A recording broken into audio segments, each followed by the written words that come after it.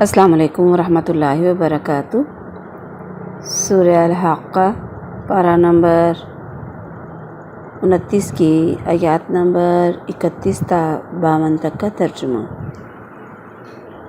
اعوذ باللہ من الشیطان الرجیم، بسم اللہ الرحمن الرحیم۔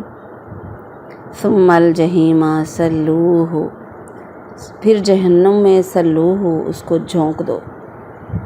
ثم پھر فی میں سلسلتی، زنجیر میں، ذروہا جس کی پیمائش ہے، لمبائی ہے، ذراعً لمبائی کتنی؟ 70 ہاتھ، ذراعً لمبائی۔ فاسلکوہ، پس اس میں داخل کر دو۔ انہ بلا شبہ وہ کانا تھا، لا یؤمن باللہ نہیں ایمان لاتا تھا اللہ تعالیٰ پر، عظیم بہت عظمت والے اللہ پر، ولا یحض اور نہیں وہ ترغیب دلاتا تھا، علی طعام المسکین مسکین کو طعام کھانا کھلانے کی۔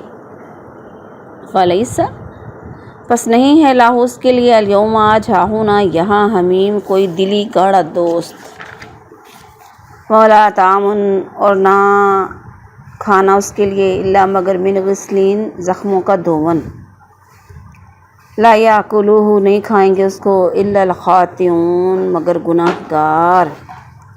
فلا اقسم پس نہیں میں قسم کھاتا ہوں، بما تبصرون جسے تم دیکھتے ہو اس کی، وما لا تبصرون اور جسے تم نہیں دیکھتے، انہ بے شک یہ قرآن، لا قول البتہ قول ہے، پیغام ہے، رسول کریم ایک معزز پیغام لانے والے کا، رسول پیغام لانے والا، کریم عزت والا۔ وما ہوا اور نہیں ہے یہ، بقول شاعر کسی شاعر کا قول، قلیلا ما تؤمنون کم ہے تم میں سے جو ایمان لاتے ہیں، ولا بقول کاہن اور نہ یہ کسی کاہن کا قول ہے، قلیلا ما تذکرون تھوڑے ہیں تم میں سے جو نصیحت پکڑتے ہیں۔ تنزیل من رب العالمین یہ تو نازل کیا گیا ہے تمام جہانوں کے رب کی طرف سے، ولو تقول اور اگر وہ کوئی بات کریں گے، علینا ہم پر، بعض الاقاویل اپنی طرف سے کوئی بات بنا کر، لاخذنا تو ہم پکڑ لیتے، منہ اس کو، بالیمین دائیں ہاتھ سے، ثم پھر لاقطعنا ہم کاٹ دیتے، منہ الوتین اس کی شارک رگِ جان، فما منکم پس نہیں ہے تم میں سے، من احد کوئی بھی، عنہ حاجز اس سے کوئی روکنے والا، وَإِنَّهُ لَتَذْكِرَةٌ اور یہ بے شک یہ قرآن نصیحت ہے، للمتقین متقیوں کے لیے، ڈرنے والوں کے لیے، وَإِنَّ اور بے شک ہم لَنَعْلَمُ جانتے ہیں، أَنَّ بے شک منکم تم میں سے، مکذبین کچھ جھٹلانے والے لوگ بھی ہیں، وَإِنَّهُ بے شک وہ، یقیناً عَلَى الْكَافِرِينَ کافروں پر کیا ہے، لحسرۃ حسرت ہے، وَإِنَّهُ اور بے شک وہ، لحق الیقین البتہ حق ہے، یقینی ہے، فسبح باسمی پس تسبیح بیان کیجیے نام کے ساتھ، ربی کا العظیم اپنے عظمت والے رب کے نام کی تسبیح بیان کیجیے۔ با محاورہ ترجمہ۔ پھر اسے بھڑکتی ہوئی آگ میں جھونک دو، ڈال دو، پھینک دو، پھر ایک زنجیر میں جس کی پیمائش 70 ہاتھ ہے، بس اسے داخل کر دو، بلا شبہ وہ بہت عظمت والے اللہ پر ایمان نہیں رکھتا تھا اور نہ مسکین کو کھانا کھلانے کی ترغیب دیتا تھا، سو آج یہاں نہ اس کا کوئی دلی دوست ہے اور نہ اس کے لیے کوئی کھانا ہے، زخموں کے دھون کے علاوہ، جسے گناہ گاروں کے سوا کوئی نہیں کھاتا۔ پس نہیں میں قسم کھاتا ہوں اس کی جسے تم دیکھتے اور اس کی جسے تم نہیں دیکھتے، بلا شبہ یہ قرآن یقیناً ایک معزز پیغام لانے والے کا قول ہے، اور یہ کسی شاعر کا قول نہیں، تم میں سے بہت کم ایمان لاتے ہیں، اور نہ کسی کاہن کا قول ہے، تم بہت کم نصیحت پکڑتے ہو، یہ جہانوں کے رب کی طرف سے اتارا ہوا ہے، اور اگر وہ ہم پر کوئی بات بنا کر لگا دیتا تو یقیناً ہم اس کو دائیں ہاتھ سے پکڑتے، پھر یقیناً ہم اس کی رگِ جاں کاٹ دیتے، پھر تم میں سے کوئی بھی ہمیں اسے روکنے والا نہ ہوتا، اور بے شک یہ قرآن ڈرانے والوں کے لیے، ڈرنے والوں کے لیے ایک نصیحت ہے، یقیناً اور بلا شبہ یقیناً ہم جانتے ہیں کہ بے شک تم میں سے کچھ لوگ جھٹلانے والے ہیں، اور بے شک وہ یقیناً کافروں کے لیے حسرت کا باعث ہے، اور بلا شبہ یقیناً حق ثابت شدہ ہے، یقینی ہے، بس اپنے بہت عظمت والے رب کے نام کی تسبیح کرو۔ السلام علیکم ورحمۃ اللہ وبرکاتہ۔ سورہ حاقہ پارہ نمبر 29 کی آیات نمبر 31 تا 52 تک کا تفسیر۔ اعوذ باللہ من الشیطان الرجیم، بسم اللہ الرحمن الرحیم۔ رب اشرح لی صدری ویسر لی امری واحلل عقدۃ من لسانی یفقہوا قولی رب زدنی علما ثم الجحیم صلوہ۔ اس آیت کا تعلق پچھلی آیت اور اگلی آیات کے ساتھ ہے۔ آیت نمبر 30 سے 32 تک کی تفسیر کر رہی ہوں۔ خذوہ فغلوہ، حکم ہوگا اسے پکڑو اور اس کی گردن میں توق ڈال دو، پھر اسے بھڑکتی ہوئی آگ میں جھونک دو، پھر اسے ایک زنجیر میں جکڑ دو جو 70 ہاتھ لمبی۔ استغفر اللہ استغفر اللہ استغفر اللہ، اللہم انا نعوذ بک من عذاب جہنم۔ جہنمیوں کو جہنم میں طاقوں اور زنجیروں سے جکڑ کر لمبے لمبے ستونوں سے باندھ دیا جائے گا تاکہ وہ حرکت نہ کر سکیں، کیونکہ حرکت سے بھی عذاب میں کچھ کمی آتی ہے۔ انہ کان لا یؤمن باللہ، عذاب کی وجہ یہ ہے کہ اللہ کے ساتھ اس کا معاملہ یہ تھا کہ اس پر ایمان ہی نہیں رکھتا تھا، اس کو مانتا ہی نہیں تھا، یا پھر بہت سے شریک بنا رکھے تھے۔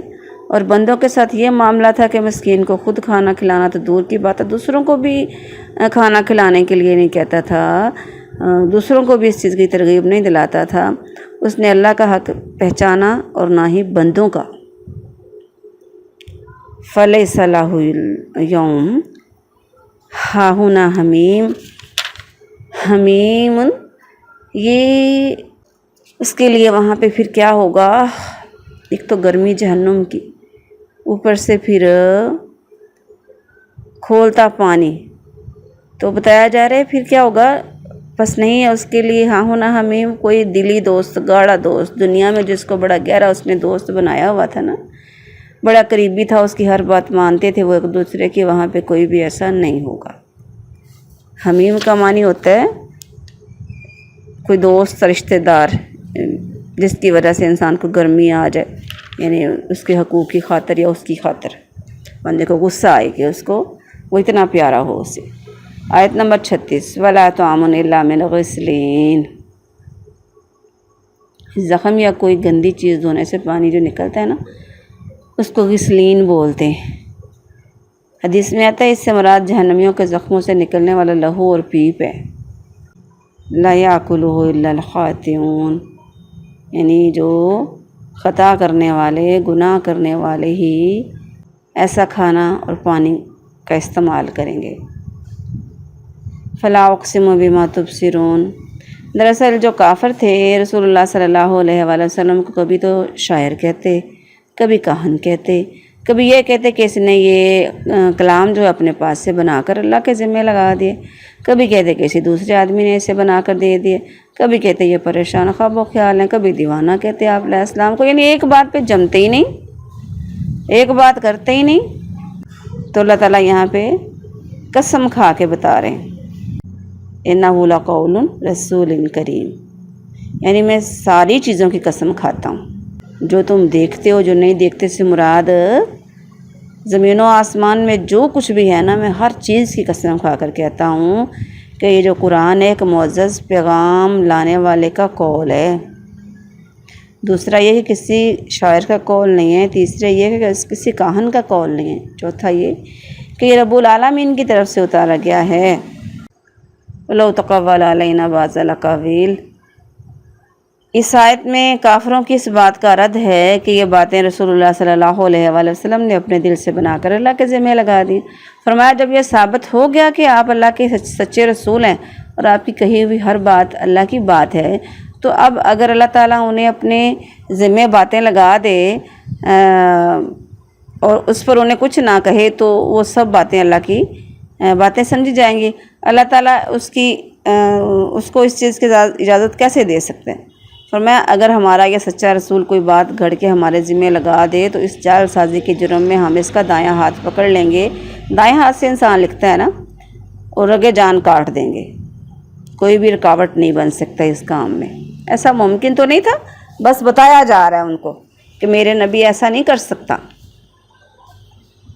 وَإِنَّهُ لَتَذْكِرَةٌ لِّلْمُتَّقِينَ، یہ جو قرآن ہے یہ نصیحت ہے کن کے لیے؟ جو اس سے فائدہ اٹھاتے ہیں، جو اللہ سے ڈرتے ہیں۔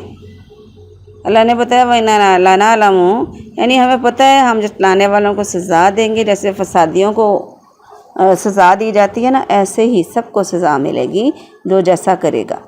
وَإِنَّهُ لَحَسْرَةٌ، یعنی یہ جھٹلانا کافروں کے لیے باعث حسرت ہوگا، یا یہ قرآن کفار کے لیے باعث حسرت افسوس ہوگا کہ انہوں نے اسے کیوں جھٹلایا، نبی کو کیوں جھٹلایا، پھر افسوس کریں گے، حسرت ہوگی ان کو۔ وَإِنَّهُ لَحَقُّ الْيَقِينِ، وَإِنَّهُ لَحَقُّ الْيَقِينِ، جو حق بات ہو، اس سے جس میں کوئی شک نہ ہو۔ قرآن مجید سے یقین کے 3 درجے پتہ لگتے ہیں۔ پہلا علم الیقین، وہ یقین جو خبر وغیرہ سے پتہ لگے۔ دوسرا عین الیقین، وہ یقین جو آنکھوں کے دیکھنے سے حاصل ہو۔ اور تیسرا حق الیقین، وہ یقین جو کسی چیز کو خود استعمال کرنے سے انسان کو ہوتا ہے، پختہ ہو جاتا ہے۔ فَسَبِّحْ بِاسْمِ رَبِّكَ الْعَظِيمِ، یعنی یہ مانیں یا نہ مانیں، آپ اپنے عظمت والے رب کے نام کی، جس کا یہ کلام ہے، تسبیح بیان کرتے رہیں۔ اس کی برکت سے آپ کے لیے ہر مشکل آسان ہو جائے گی۔ اس آیت کے بعد بھی اور ویسے بھی رکوع میں بھی سبحان ربی العظیم پڑھنا چاہیے۔ جب یہ آیت پڑھی جائے تب بھی فسبح بسم ربک العظیم کے بعد سبحان ربی العظیم پڑھا جائے۔ تو حدیث میں آتا ہے کہ ایک رات نبی علیہ السلام کے ساتھ میں نماز کے لیے کھڑا تھا، حذیفہ بن یمان کہتے ہیں رضی اللہ عنہ، آپ علیہ السلام ٹھہر ٹھہر کر قرآن پڑھتے رہے۔ جب بھی آیت پر کسی پر سے گزرتے جس میں تسبیح کا ذکر ہوتا آپ تسبیح کرتے، جب کسی سوال والی آیت پر سے گزرتے تو اللہ سے سوال کرتے، جب پناہ مانگنے والی آیت ہوتی تو پناہ مانگتے۔ پھر آپ علیہ السلام نے رکوع کیا اور آپ علیہ السلام نے سبحان ربی العظیم پڑھا۔ آپ کا رکوع بھی قیام کے مثل تھا، یعنی کہ لمبا رکوع کیا۔ پھر آپ علیہ السلام سمیع اللہ لمن حمیدہ کہا، پھر آپ رکوع کے قریب دیر تک کھڑے رہے۔ پھر آپ علیہ السلام نے سجدہ کیا اور سجدے میں سبحان ربی الاعلیٰ پڑھا۔ یہ مسلم شریف کی حدیث ہے۔ اللہ تبارک ہم کو عمل کی توفیق عطا فرمائے، ہماری سورہ حاقہ مکمل ہو گئی۔